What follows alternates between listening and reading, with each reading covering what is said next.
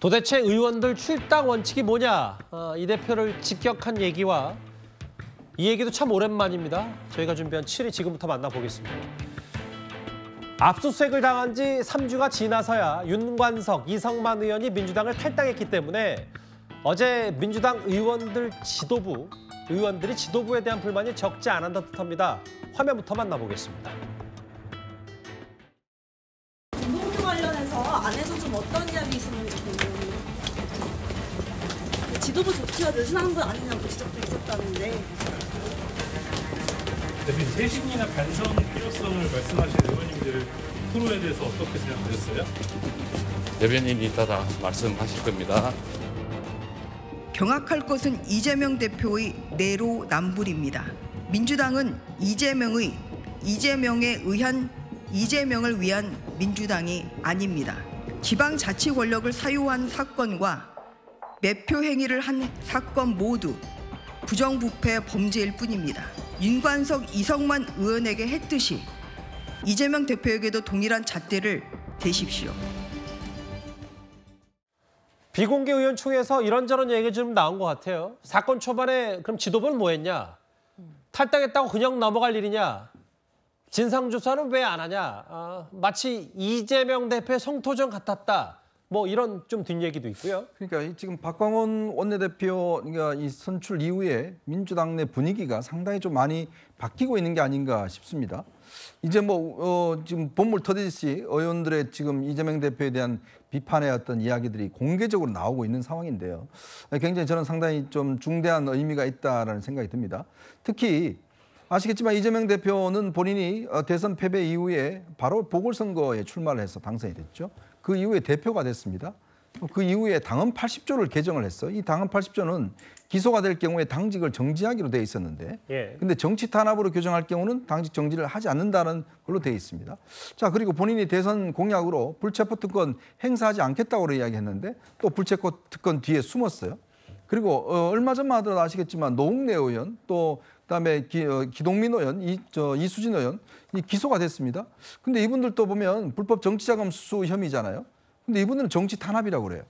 근데 지금 이 전당대회 돈 봉투 부린 거는 이건 아니다라고 이야기를 하고 더군다나 이 탈당하기 전날 이재명 대표가 윤관석 의원을 만나서 탈당에 대해서 상당히 압박을 했다라는 이 언론 보도도 있습니다. 탈당하지 않을 경우는 강제적인 조치를 취할 수밖에 없다라는 그런 이야기를 했다는 것이고요. 그렇다면 자, 지금 돈 봉투 받은 의원들은 아직 이제 지금 검찰 조사도 안 받았습니다. 근데 이재명 대표 본인은 지금 여러 가지 사건으로 지금 재판도 받고 있고 또 지금 수사도 받고 있고 근데 이재명 대표는 아주 튼튼한 방탄막대에 본인은 있는데 나머지 의원들은 의혹만으로 탈당하세요. 송영길 의원 탈당해버리고 이렇다면 과연 기준이 뭐냐? 의원들 입장에서는 그럼 제가 만약에 봉투를 받으면 저도 탈당할 겁니까? 라는 이야기를 할 거예요. 당신은 이재명 대표가 잘하는 거 있죠. 박순자 의원은 김연아 전 의원은 태영 의원은 이야기를 하는데 지금 어제 당내에서 나왔던 이야기는 결국은 이재명 대표는요? 라고 물은 게 아닌가 그런 생각이 듭니다. 예. 어제 의원총회에 참석했던 김한규 원내대변인 이런 말을 했습니다. 결론은 두 분이 탈당했다고 끝날 수 있는 사건이 아니다. 지금부터 당이 어떤 조치를 취하고 어떤 모습을 보였는지가 중요한데 여기서 우리가 그냥 수사만 어떻게 진행되는지 바라본다면 꼬리 자르기다라는 얘기를 들을 거다. 구체적으로 어떻게 해야 되는지에 대해서도 상당히 이견들이 여러 가지가 나왔어요. 원내대표가 바뀌고 약간 초창기다 보니까 조금 더 용기를 내서 다양한 얘기를 해본 것 같아요. 그러게요. 이제 민주당 내에서도 좀 분위기가 바뀌었고 비명계 목소리 좀 커지는 거 아닌지 모르겠습니다. 그래서 당내에서 나오는 얘기들의 핵심은 이런 걸 것 같습니다. 누구는 녹음 파일 나왔다고 탈당하고 그럼 누구는 재판에 넘겨졌다. 그러니까 기소돼도 괜찮냐 이런 거일 텐데요. 저희가 한번 화면을 준비해봤거든요. 노웅래 의원 돈봉투 효과도 직간접적으로 관련이 있다. 그래서 하지만 이걸 정치적 기소라고 해서 체포동의안이 부결됐고 지금도 당에 있습니다. 이재명 대표는 저희가 추가 설명하지 않아도 이 부분은 잘 아실 테고요. 최근에 본인들 정치자금법 위반 등의 혐의로 재판에 넘겨졌고 이미 재판도 시작이 된 기동민 의원, 이수진 의원도 지금 당에 남아있고 이 또한 검찰의 정치적 기소다라고 민주당이 판단해서 이런 얘기를 했다. 근데 이제 어쨌든 윤관석 의원, 이성만 의원은 검찰의 강제 수사는 받았지만 재판에조차 넘겨지지 않았는데 왜 출당 조치했냐 뭐 이런 뭐 기준들이 모호해서 뭐 이런 얘기가 좀 나오는 것 같거든요. 그러니까 윤관석 의원이나 이성만 의원은 억울할 수밖에 없죠. 차라리 나도 빨리 기소당하거나 구속영장이 청구되어서 체포동의안이 넘어왔으면 민주당에서 노웅래나 이재명 의원에게 했던 것처럼 부결시켜주지 않았겠습니까?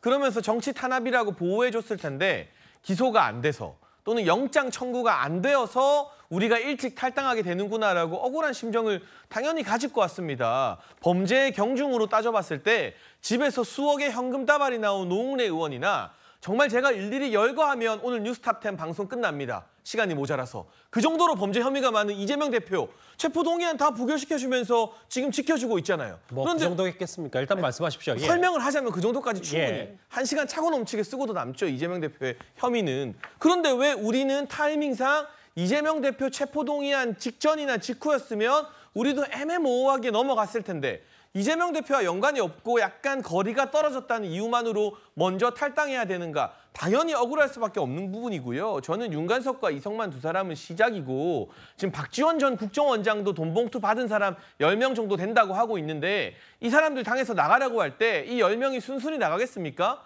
이재명은 안 나갑니까? 라고 물어보면 이재명 대표의 영의 설치, 여기에 대해서 국민들 앞에 어떤 기준으로 누구는 탈당시키고 누구는 탈당 안 시킨다라고 설명할 수 있을지 가면 갈수록 민주당 내부에서 말이 꼬일 수밖에 없습니다.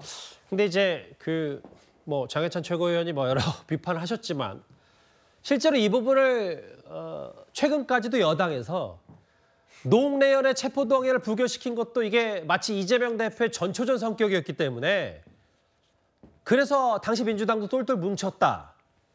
이재명 대표도 물론 뭐 가까스로 부결이 됐었지만 어쨌든 체포동의안, 불체포특권 행사한 거니까. 기동민, 이수진 의원도 같이 이재명 대표 한 거에 묶여서 검찰의 기소가 정치적 기소였다라고 판단했기 때문에 이렇다. 그럼 결국 다 이게 모든 게 이재명 대표 때문에 이 여러 기준들이 꼬인 거 아니냐. 뭐 이런 비판도 당내에서 있는 것 같고요. 뭐 그렇게 보시는 분들도 계실 것 같습니다. 당연히 명확한 기준을 지금 좀 설정하기가 어려운 부분들은 분명히 있는 것 같은데요. 왜냐하면 우리 법상 당연히 유죄의 확정 판결을 받을 때까지는 무죄 추정의 원칙이 적용이 됩니다. 그런데 다 같이 무죄 추정의 원칙을 받는데 어떤 분들 같은 경우에는 지금 혐의가 너무 짙다라고 보고 지금 뭐 탈당이나 뭐 거의 징계성의 조치를 당하게 되고 또 아닌 분들도 계시기 때문에 과연 이 명확한 기준을 어떻게 나눠서 가를 것이냐에 대해서는 당내에서도 당연히 고민이 많습니다. 다만 이번 민주당 돈봉투 의혹과 관련되신 분들 같은 경우에는 본인의 육성이 녹음된 녹취록이 지금 언론 보도를 통해서 온 국민에게 지금 다 청취가 된 그런 상황입니다. 그렇기 때문에 이번 사안에 대해서는 게다가 또 당내 전당대회라고 하는 당 지도부를 뽑는 그 선거 과정에서 있었던 일이기 때문에 어떤 개인의 한 명 사건의 부정부패나 뭐 비리라기보다는 전당대회라는 당 차원에서의 어떤 일들과에 관련된 행사와 관련된 일들이었다는 점을 좀 고려할 수밖에 없었던 부분도 있는 것 같습니다. 예. 그렇기 때문에 당 입장에서는 일단 이 돈봉투 사태와 관련해서 국민들 눈높이에서 이 부분을 또 엄정하게 처리한다는 모습을 또 보여줘야 되는 또 그런 결단의 시간들도 있기 때문에 그런 차원에서 또 그 관련 분들께서도 선당후사의 마음으로 또 탈당을 결심하신 거 아닌가 생각이 듭니다. 근데 이제 그러면 이제 앞으로 어떻게 할 거냐. 민주당이. 노도울 교수님, 지금 돈 만든 사람, 뭐 마련해서 준 사람, 수혜를 받은 사람, 뭐 이게 지금 뭐 윤관석, 이성만, 송영길 전 대표 뭐 이렇게인데 지금 검찰이 특정하기로는 뭐 대략 녹음 파일에도 뭐 있다면 한 10명 정도 당시 전당대회 때 현역 의원이 돈을 받은 것으로 알려졌거든요. 그럼 그 사람들 이름 나오면 그때는 또 당이 어떻게 조치할 거냐, 뭐 이런 것도 좀 궁금합니다. 네, 그러니까 지금 얘기한 대로 뭔가 일정한 기준이 없이 어떤 사람에게는 뭐 정말 뭐 물밑에서 탈당을 그렇게 이제 압박했다는 거죠. 윤관석 의원이나 이성만 의원. 이분들은 지금 좀 억울할 거예요, 사실은. 이성만 의원이 지난번에도 얘기했다시피 그래서 자기 돈 봉투 돌린 건 아마 시인하는 말이죠. 근데 그 돈이 뭐 실비 성격이다. 이렇게 얘기했지 않습니까? 본인들은 그것도 아마 속으로는 다 관행인데 왜 우리만 가지고 그러냐 아마 이렇게 얘기할 거예요. 생각을 할 거예요, 솔직히. 아마 그런 상황에서 이와 같이 자진 탈당을 하도록 이렇게 유도하고 압박한다는 것은 본인들은 억울할 수밖에 없고 자, 그럼 지금 얘기하신 대로 검찰이 앞으로 이제 한 사람씩 소환을 하거나 이렇게 해서 명단이 흘러나오거나 할 텐데 그럼 그 사람들은 어떻게 할 겁니까? 10명이라는 것도 사실 아직 특정되지 않은 거지만 10명이 다 이름이 나온다 그러면 다 한 사람씩 탈당하도록 권유할 건가요? 그리고 지금 김한규 대변인도 얘기했지만 탈당하면 끝인가요, 이게? 그럼 앞으로 예를 들어서 이보다 더한 사건이 나오면 그분들은 어떻게 할 건가요? 그렇기 때문에 저는 지금 현재 어정쩡한 상태에서 모든 것에 본질적인 문제가 이렇게 꼬이는 것은 결국 이재명 대표가 본인이 이렇게 사법적 리스크를 방탄하기 위해서 대표직을 계속 유지하고 있는 거라고 그렇게 생각이 됩니다. 지금 사실은 박지원 전 원장도 얘기했다시피 10명이라고 특정한다면 다른 사람들 다 알고 있는 거 아니겠습니까? 당 내에서는 알고 있는 거로 봐야 되는데 그걸 전수조사해서 드러낼 수도 없는 상황이고 만약 그렇게 되면 그분들 반발할 거 아니겠습니까? 우리보다 뭐 정말 몇십 배 의혹으로 따지면 더 엄중한 그런 의혹을 받고 있는 분이 우리한테는 그렇게 지금 압박을 하느냐 아니면 징계 넘길 수도 없는 상황이고 그렇기 때문에 참 이재명 대표의 그런 어떤 위치 때문에 현재 민주당 전체가 이와 같이 어정쩡한 상태일 수밖에 없는 그런 상황이고 앞으로 그럼 어떤 기준으로 탈당을 하든지 탈당을 권유하든지 탈당을 뭐 하든지 할 것인가 이런 기준을 고민할 수밖에 없는 그런 상황이라고 생각합니다. 그래서 앞으로의 이재명 대표의 대응이 꽤 중요할 텐데요. 그런데 당 내에서도 최근 이재명 대표의 동문서답 화법에 대해서 비판 목소리가 있습니다. 너무 편파적이다. 이런 것을 이제 눌러서 지적을 하는 것 같은데요. 당대표가 하실 수 있는 그런 발언이나 행위가 아니라고 봅니다. 기자들이 이제 질문을 하고 하면 그거에 맞는 얘기를 해야지. 당대표가 하실 수 있는 좋은 방법은 저는 아니라고 봅니다. 당이 먼저 나서서 좀 진상규명을 위한 노력을 하고 그에 따라서 책임을 지울 건 책임을 지우든지 무고함을 밝히든지 본인들은 억울하다 이렇게 하고 물러나니까 뭔가 이건 좀 찝찝한 상태입니다. 한 쇄신을 하려면 뭐 잘못했다는 게 드러나야 되지 않습니까? 가려운 것이 분명히 있는데 알면서도 딴 데 긁는 격이다. 돈봉투는 민주당이 입이 1000개여도 잘못한 거예요. 차떼기 때 박근혜 비대위원장이 천막당사로 나가는 그런 혁신의 모습을 보여야 할 때이기 때문에 아직도 10여 명의 거명된 돈봉투 의원들이 있어요. 관계자가 있어요. 이런 사람들은 이실직고해서 민주당이 빨리 정리를 해라. 기자들이 질문하면 그거에 맞는 얘기를 해야지 당대표가 할 수 있는 좋은 방법이 아니다. 뭐 이런저런 얘기들을 이재명 대표에게는 당 내에서도 좀 쏟아지는 것 같거든요. 정치라는 게 뭐 거의 말이지 않습니까? 말로 하는 게 모든 정치에 저는 뭐 거의 99%다라는 생각이 드는데요. 그러니까 어떤 메시지를 국민들에게 사실 기자들한테 이야기하는 건 아니거든요. 국민들을 대신해서 국민들한테 하는 이야기인데 지금 이제 국민들의 궁금증 뭐 그걸 국민들이 다 직접 물어볼 수는 없으니까 기자들이 이제 그거를 정리해서 대신 물어보는 거 아니겠습니까?